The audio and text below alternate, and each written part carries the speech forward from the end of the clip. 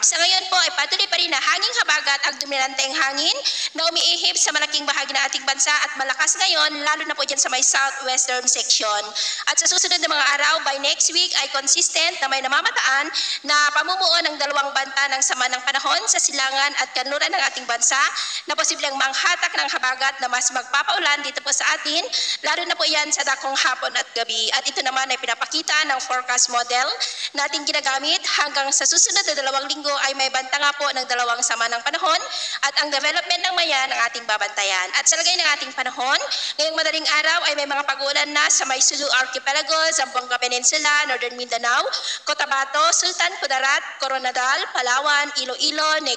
Negros, southern part ng Cebu, Bohol, ilang bahagi ng Leyte, Samar Provinces, coastal areas ng Pangasinan, Zambales, Bataan, Batanes at Babuyan Islands.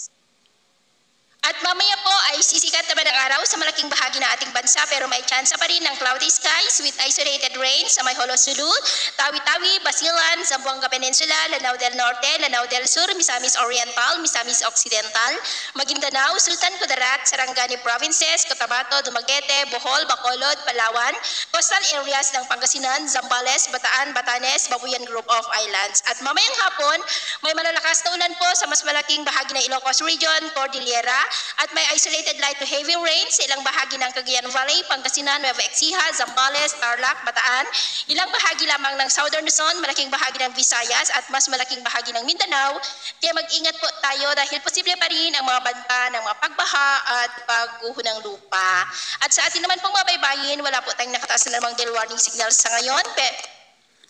At sa atin naman pong mga baybayin, wala po tayong nakataas na namang gale warning signal sa ngayon, pero iba yung pag-ingat lamang po kung papalaot tayo para po mas makaiwas sa mga sakunang